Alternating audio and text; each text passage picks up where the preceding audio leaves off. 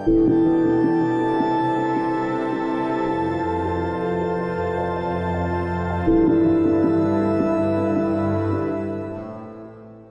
there, Genso here.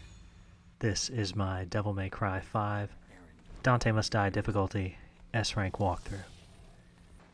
This is Mission 4. It is entitled V. We are playing as the infamous Hot Topic model himself as we open up here just with some very basic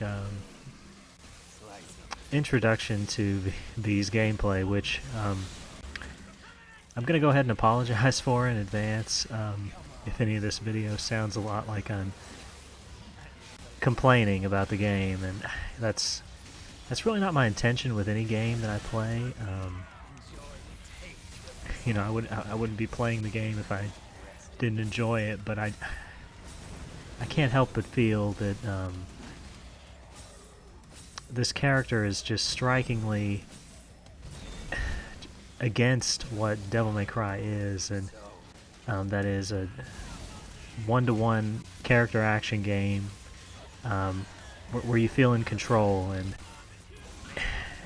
V's character just is sort of the antithesis of that whole promotion that I just spoke on. So what is V's gameplay? You'll notice here that V doesn't actually do any kind of real interaction with the enemies aside from the finishers that he does when the enemy's health is depleted. He instead fights with these two familiars, namely Griffin, who's a boss from Devil May Cry 1, and Shadow, who is an enemy encounter from Devil May Cry 1, and also his Devil Trigger iteration, which is Nightmare, who's another boss from Devil May Cry 1. So these actions are specifically linked to different buttons, and you perform all of the combos and fighting with these familiars who can sometimes do what you want and can sometimes just kind of do their own thing. The button controls aren't very one-to-one. Sometimes it sort of feels like you're fighting against the familiars to get them in position, to get them to attack the enemy that you want, to get them to do anything correctly. Sometimes it can just feel like the game is fighting you, and it's really not what you want in a game that demands this much of you as far as the inputs that are necessary in order to be able to perform the kind of action that you need in order to be successful and have success. So all that being said, V is actually very easy to play as, and in my opinion it almost seems like he was designed for new players or people who have not had much experience with Devil May Cry and just want to be successful. As you know, you can kind of see here I'm up to triple S and I really haven't done anything but just kind of mash the buttons on the familiars, which kind of leads me to the assumption that, you know, in the development of this game, when they were trying to come up with a new character to insert into the game and possibly make it more interesting, that they thought, well, it may be best to have an easier character to play as for people who are newer to the series, given, you know, the gap between Devil May Cry 4 and this game. They probably anticipated that there would be a lot of new entries into the series, and that this character may be a good jumping in point for those people, but I feel that that actually sort of backfired, because you don't really play as this character enough to really warrant any kind of transition to any other character, because he controls so differently from everybody else, and there's not really a whole lot of opportunity to utilize any of the core game mechanics that are required when you're playing as Nero, or you're playing as Dante, or you're playing as Virgil. Playing as this character doesn't really allow you to get better at the game. It just really kind of becomes a crutch for players who don't really understand the series, and I don't know. It's almost like this character was designed with co-op in mind, and it's almost like they at some point had an idea to maybe have co-op for this game, in a more literal sense than what we ultimately got, where you and another player, or maybe split screen or online or however they intended to do it, would both go through missions simultaneously. And I always pictured V as, being a character that, you would give as the player 2 option to somebody's little brother, and he would just say, "Here, Timmy, take the controller," and Timmy would mash on the buttons, and Shadow would, do his spiked move, or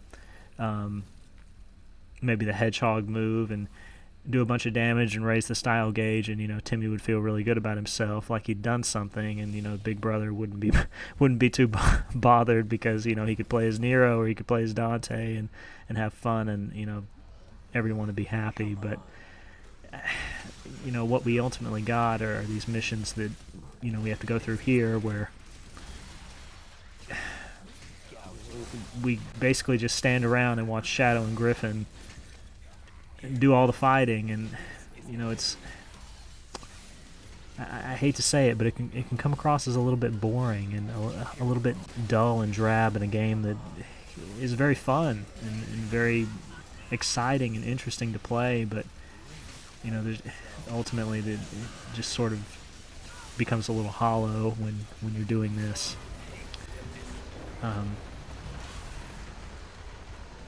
That being said, as easy as V's missions are, V is very weak, and it's very easy to take hits with V, for multiple reasons. One, he doesn't have a double jump. His double jump is linked to Griffin, so if Griffin is to become stalemated by the enemies, then you lose your double jump. If Shadow becomes stalemated, you lose your ability to side dodge left and right. And I'm going to go ahead and tell you guys that the side dodge that V has with Shadow is extremely overpowered. You can literally spam it at any point and be totally invulnerable from damage. And at this point, in the recording, I don't think I had realized just how good it was, but you're going to see instances later on in the guide where I utilize this to tremendous effect, and I'm literally able to stand in, massive active hitboxes and just spamming the side dodge with Shadow, taking no damage, and utilizing Griffin to do everything else that I need to do.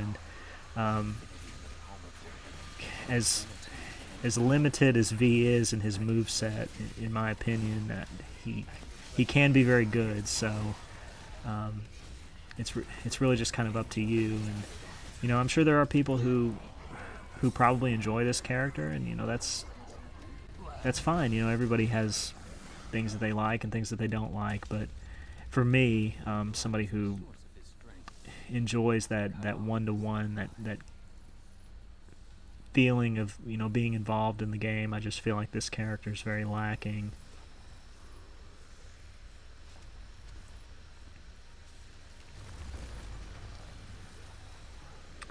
So, primarily, one of the best strategies that you can do with V at any point in time while your familiars are doing their thing is try to utilize the devil trigger that you can give to your familiars. Not the devil trigger that summons Nightmare, but what I like to do a lot of times is infuse Shadow with the devil trigger, and then be charging Griffin with the blockade move, which are those pillars, that streaking lightning that sort of envelops the area. Just be charging that at all times. And the best way that I found to do that is to just move that to one of the triggers. I have it on the left trigger, so I'm constantly charging that. I'm using blockade with Griffin, and then I'm infusing Shadow with devil trigger and kind of letting him do his own thing while I watch out for any incoming damage that V can be prone to taking due to his lack of mobility options.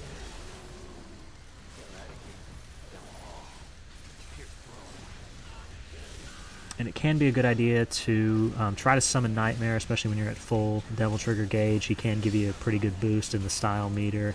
Then I usually like to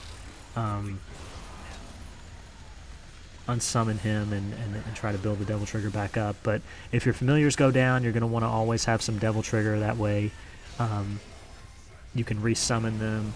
They'll be resummoned instantly if you summon Nightmare. So something to note, always want to try to have at least 3 bars of Devil Trigger.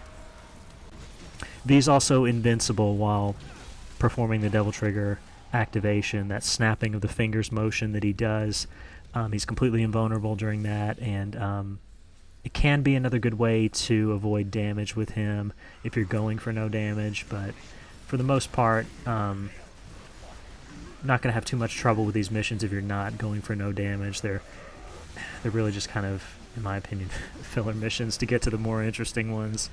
But we have a boss fight here against Needhog nonetheless, and in my opinion this is also one of the weakest bosses in the game, and really just kind of showcases how sometimes fantastic and sometimes weak your familiars can be.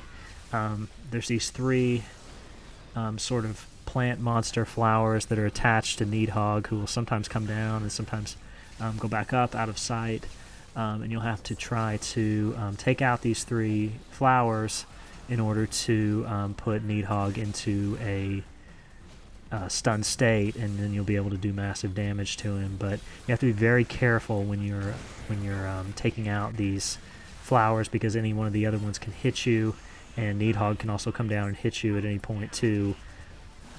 It's also important to note that taking out 1 or even 2 of the flowers while another one is active can be a bad idea. It's best to try to take all 3 out at the same time if you can, and that's going to be evidenced a little later in this fight, where I take out 1, I'm trying to take out another one, and the one that I took out actually has enough time to regenerate in the amount of time it took me to kill one of the other ones. So best to try to make sure that you are taking out all 3 at the same time. That way you can put Needhog in the stunned state.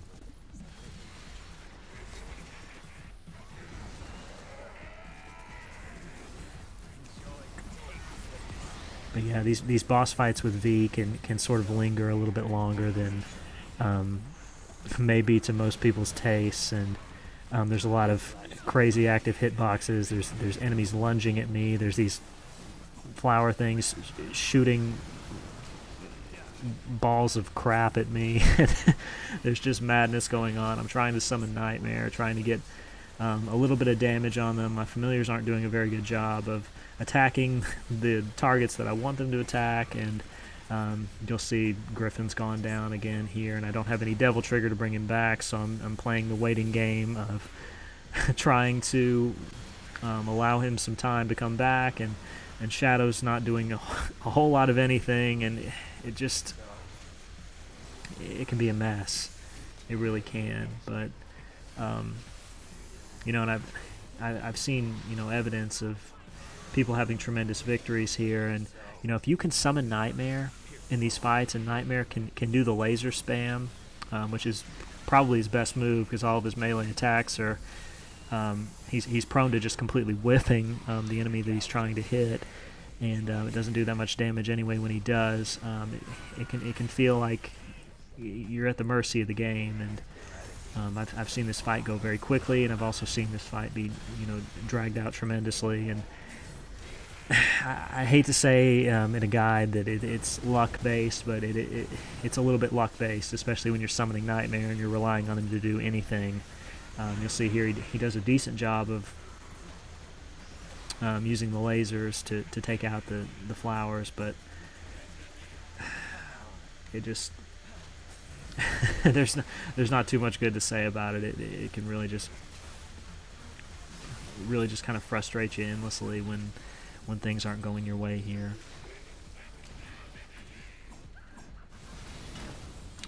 Yeah, that lunge move that he does, where he just kind of spams those blades on his hands, you really just need to kind of double jump over that or out of the way of it. It lasts a little bit longer than you might think, so just be above it, and you should be good.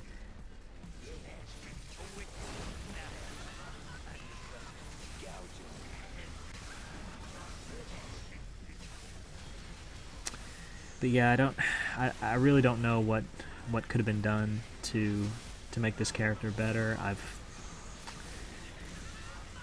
I've heard some people suggest, possibly they could have added Phantom, who, if you're not familiar with Devil May Cry 1, he was another boss from that game. That could have been an interesting aspect to the game, but I don't know if they thought maybe pushing 3 buttons was just too much for people, or what was really the idea there behind that. But they ultimately decided on Shadow and Griffin. And V doesn't really have any way to fight on his own, and I don't know if they just thought that maybe V being able to fight was just too much. But even if he just had one combo, which you can, if you complete the Bloody Palace, you can unlock the ability to do a special taunt with V, where he sort of turns the cane into a purple lightsaber, and it actually does increase damage when it's in this state, but you can only do the one swing, that he does, just to kind of kill a stalemated enemy. And it's honestly probably not even worth doing, because it has a long recovery and you can get hit pretty easily while he's doing it. But yeah, I don't know. I mean, even if there was just one combo, I feel like V would have been more fun and more interesting, because you could have gotten involved. You could have gotten the familiars doing a combo on an enemy and you streaking in and doing a couple of hits on it, and then maybe Griffin doing a launcher with that flank attack that he has. But c'est la vie, I guess. It's just, this is what we got, and so I guess we just kind of have to live with it. But Needhog's down, and there's your S rank, guys. I appreciate you watching. We've got another V mission coming up behind this one, so I guess we've got that to look forward to. Thank you very much for watching, and I'll see you next time.